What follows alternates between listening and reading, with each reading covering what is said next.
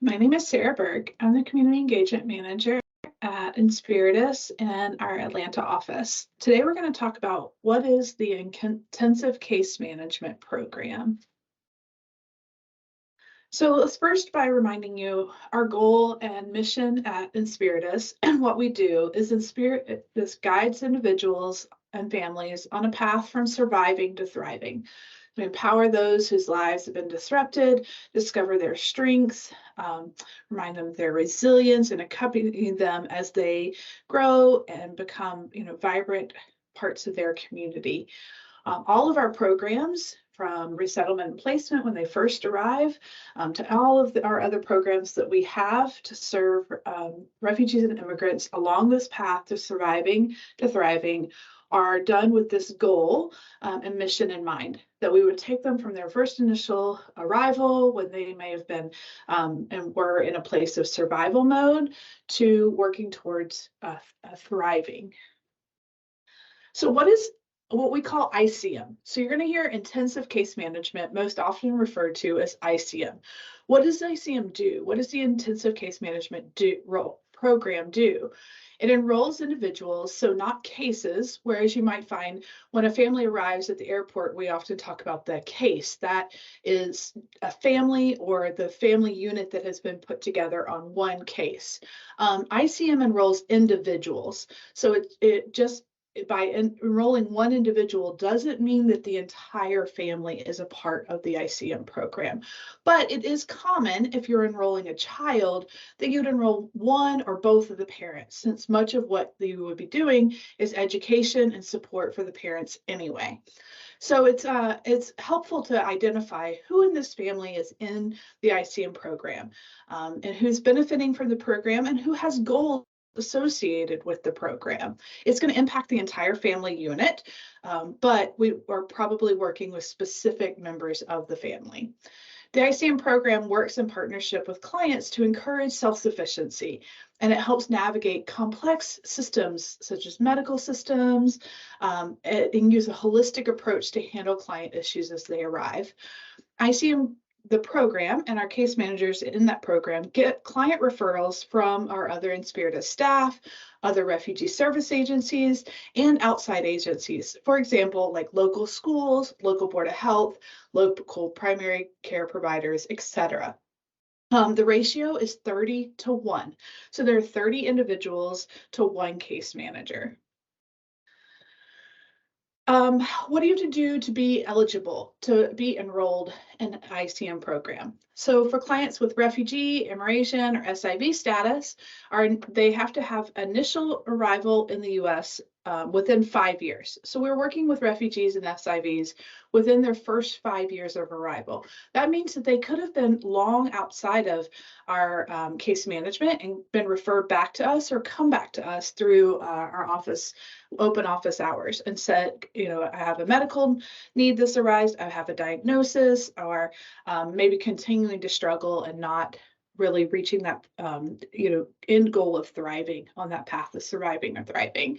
It's more common, though, that we enroll clients right after their initial resettlement and placement period. We find that some clients, depending on culture and lived experience, might have a more severe learning curve, and it may be harder for them, or they just have more to learn to adapt and adjust to American culture and thrive here. And so it may be that they move right from what we call RMP, their initial resettlement period, into a referral for ICM.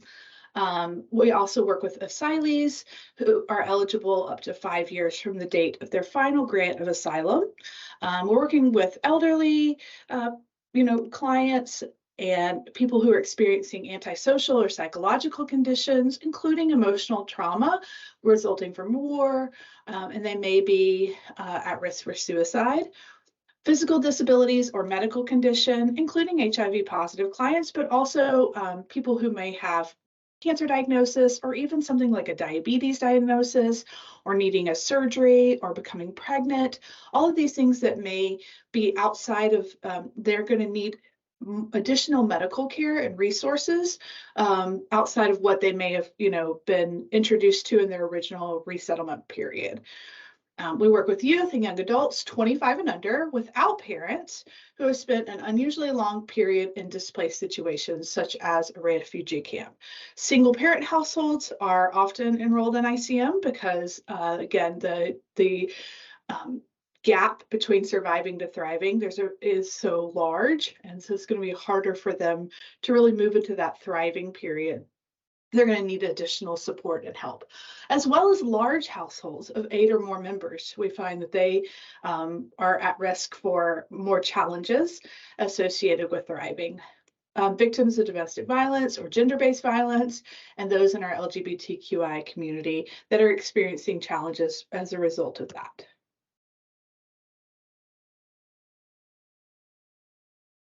So in order to enroll our clients, we get an initial referral. Again, that comes from a local healthcare provider, school, a volunteer, one of our staff, and an ICM staff member will then assess for qualification. They're going to go meet with the client and go through those prior qualifications that we just went through to see if they qualify for intensive case management. They're going to talk with the client and see if this is something that they're interested in. Do they want to engage in this program? Do they want to set goals and work towards thriving? Some with learned dependency have a harder time and would rather just fall back on having our staff do things for a longer period of time. But it's important that we let them know that even though they're going to receive support for a longer period of time if they're in the ICM program, this doesn't mean that they're going to have someone doing things for them for a longer period of time. The goal of the ICM program is that they would be self-sufficient and thriving. Remember that it's a 30-to-1 ratio, and so there's no way that a case manager is able to do everything for every client. The goal of this program really is to help clients be able to move towards self-sufficiency. And then they do in-person enrollment and go over all of their enrollment documents, which includes a document agreement that the client signs, authorization to release information. They go over a client self-sufficiency plan. So they talk about what are the goals to what is self-sufficiency for you? What does that look like? And what do you need to accomplish in order to be self-sufficient? That could be things like being able to make their own call and make their own medical appointments. Maybe being able to access transportation to medical appointments on their own. I've seen some teens or youth with severe mental disabilities that it might be personal hygiene, being responsible for their own personal hygiene, may be the goal of self-sufficiency for that client, or some contribution to the household that they learn to take out the trash or do the dishes, or some like cleaning or cooking. That could be goals for them. So the goals in the self-sufficiency plan is really catered to each client and what they need to learn to do to be self-sufficient and thriving in their community. And then we do go over a refugee mental health screener as well to assess their mental health and their ability to accomplish these goals. So what services will they receive if they're enrolled in the ICM program? They're going to have access to employment, additional employment support. So generally, most of our ICM clients have medical barriers to employment or strong language barriers. And so they're going to be working with employers that hopefully ideally can adapt to their medical needs or their language barriers, or it may be things like enrolling in Social Security or disability, things like that. They're going to be working on the English language in whatever way that they are able to. A lot of our clients that are enrolled at ICM maybe didn't read or write in their own language, and so it's difficult for them to learn a secondary language or additional language. But we're going to be assessing where they are in their English language learning and what we can do to help bridge that gap. We're looking at family wellness, right? The goal that this should impact the entire family, and the family should be able to, reach that goal of thriving. Financial management, oftentimes if you have some additional medical needs or mental health challenges, then that's going to impact your financial management. So they get additional support, just making sure that they're budgeting and that they know what finances, what their bills are, how to pay them, things like that. Food security, make sure they know how to access the local food banks, what resources are available in their community for food. It may be helping them understand that it may not be the food they prefer or ideal, but fed is best and just helping them realize that right for now they might need to access food, accept the food that is accessible to them until they're able to get in a financial place where they can, and the ability to access, via transportation or whatever food that is preferable. Make sure that they still have affordable housing, safe, clean housing, address their mental and physical health. And that doesn't mean we are not, our ICM staff are not mental health professionals, but seeing if they need additional referrals out to local resources.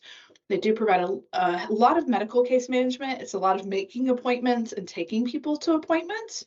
Extended cultural orientation, again, like I said in the beginning, most of the clients that are enrolled in ICM just have a sharper, more severe learning curve. So even though we've done cultural orientation when they arrive, there's so much that they're having to learn that could be so overwhelming. So they need additional cultural orientation and just reminders. We're talking about cultures. If you've worked with Inspiritus at all, you will see that we have people coming from, westernized cultures that speak English and get their driver's license pretty quickly after they arrive, find jobs, doing really well, meaning like, in their community thriving quickly, self-sufficient. Then you have other cultures that may be coming from countries where they didn't have running water, access to electricity, or cold storage like refrigerators. And so everything is new to them. Learning to lock a door with a key and flush a toilet, and the stove versus the oven and a freezer and refrigerator, like everything might be new to them. And in those instances, they just need longer. They just need more time to learn. It's not that they're not capable of learning. It's just a lot to learn in a short amount of time. And then school registration as needed.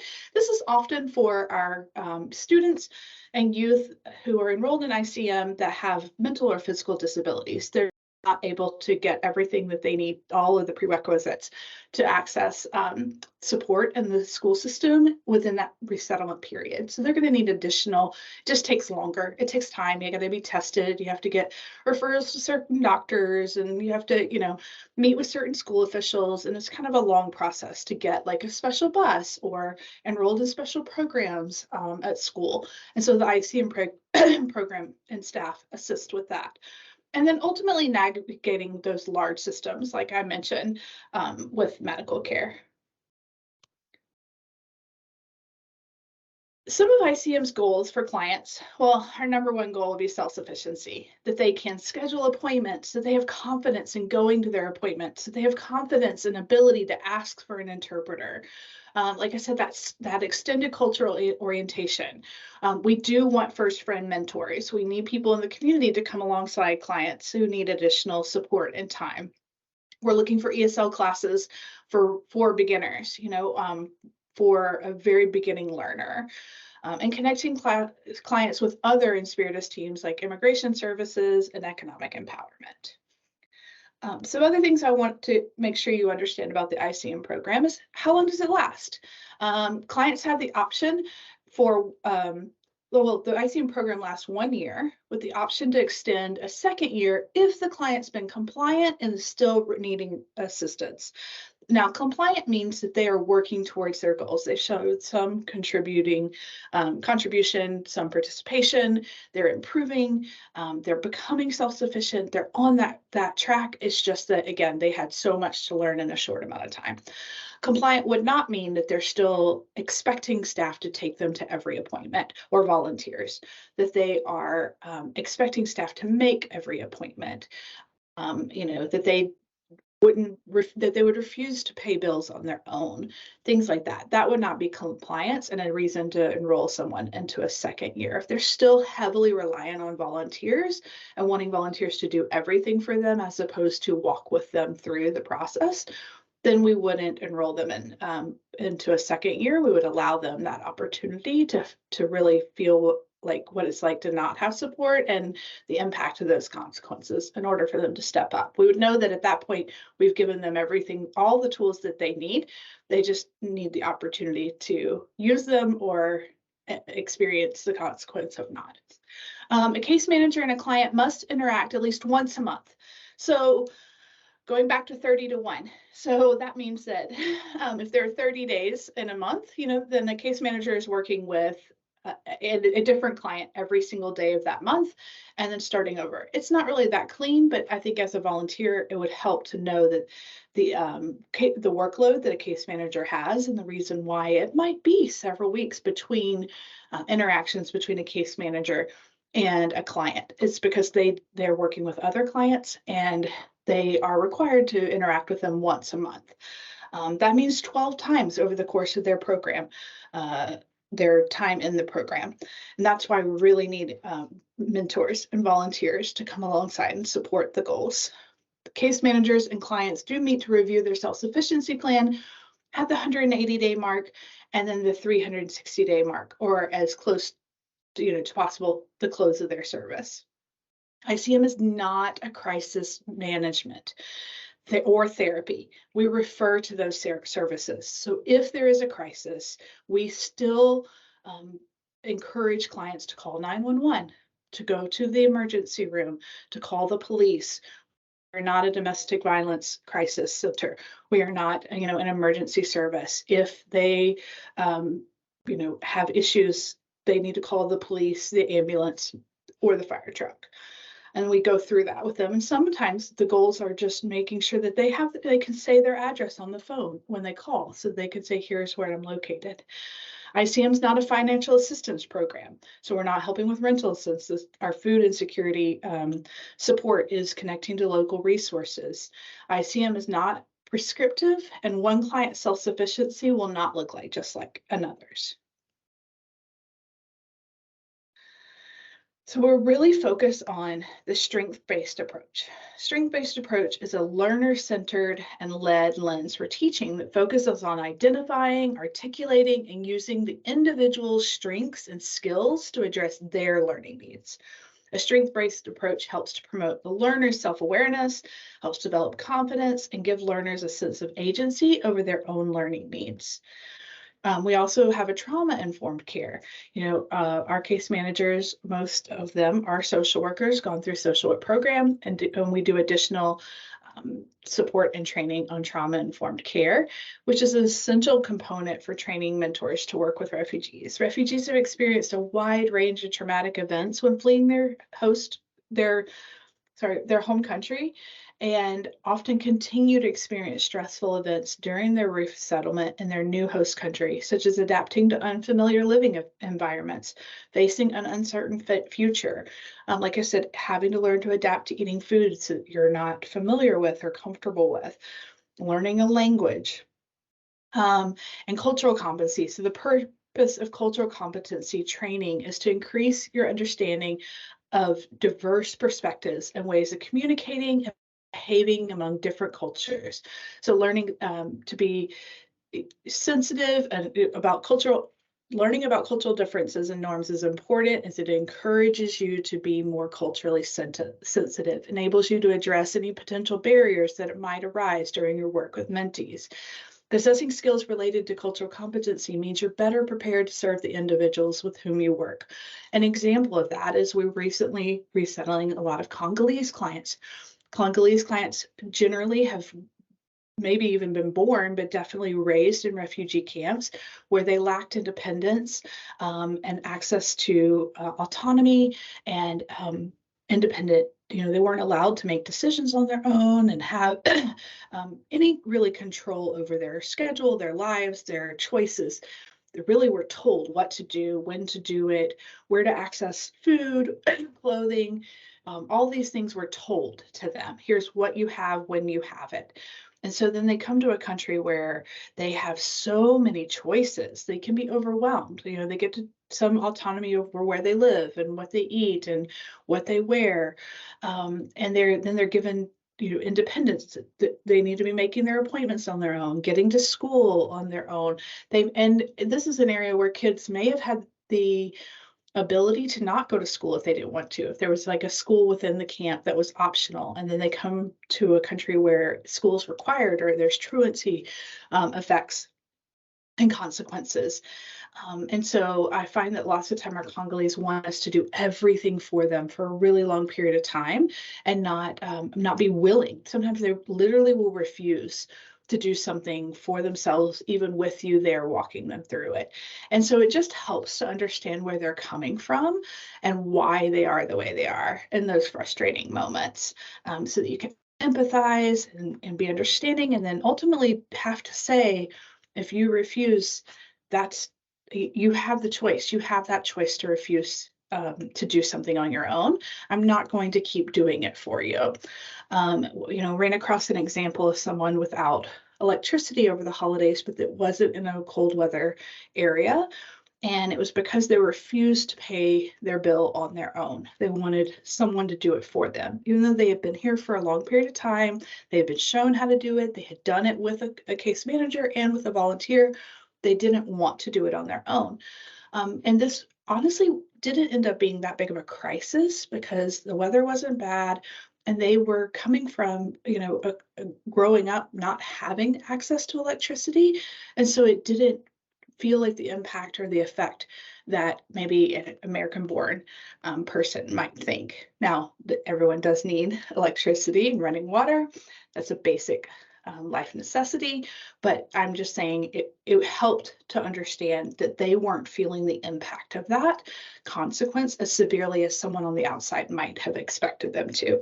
They were really willing to call a bluff and really willing to wait it out and say, well, come do it for me because we're fine. We don't care if we don't have electricity. We haven't had electricity for 20 years in our home country. So ICM does receive grant funding for our staff, and part of the grant requirements is a mentorship agreement form. So we need to make sure that you and the client have signed a form understanding the amount of time you're going to be volunteering with them, that you are volunteering, that you're not paid. We're required to have some, tracking of your activity and hours and ways you've engaged, so that we can put that in their case file to show the work that we've done on our end with both our staff and our mentors. You are required to complete a training on the ICM program, which congratulations, at the end of this you will have completed, and a background check. And then we do a mentor evaluation after 3 months, just checking in, see if it's still working with you, if it's still working with the client. Your goal as a mentor is to guide and empower the mentee.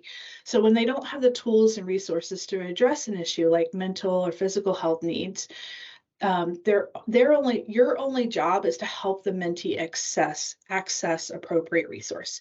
Set clear boundaries on how you can help refugees become self-sufficient and how you can reduce, we want to make sure we reduce your risk for burnout. And essential that you understand that your role is not to do tasks for them, but to do it with the mentees, so that eventually they will have the tools and confidence to do those tasks on their own. That means transportation to appointments. Yes, you may be taking them to appointments in the beginning. I understand that, especially as you're building a relationship, but you should be working towards how are they going to access these appointments when you're not around, you're not available. So going with them on the bus system, or walking with them through calling and hiring Medicaid transportation, whatever that looks like in your area.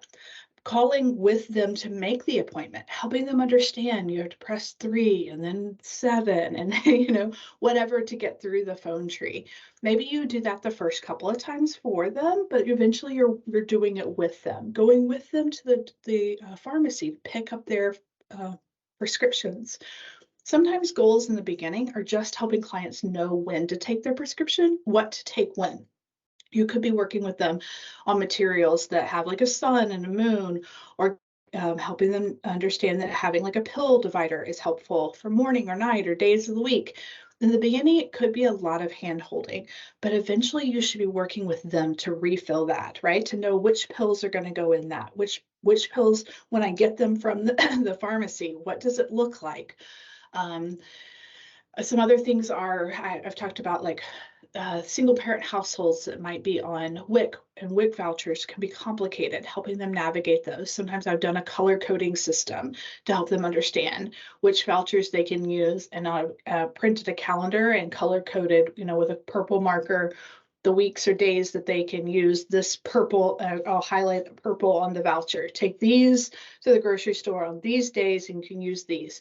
But eventually you're helping them understand how to navigate that on their own, helping them learn their address and basic English, making sure that they understand how to get to their job, working with youth and students that may not understand that they have to go to school. I have 2 teenagers. I still, born and raised in America, have to be like, go to school. No, you're not allowed to come home because you have a tummy ache with no fever, no vomiting, and really you just want to get out of this test that you have, right? Like, it's a very normal thing for a youth, but we have to work with clients to help them understand that in America there is a consequence for absences.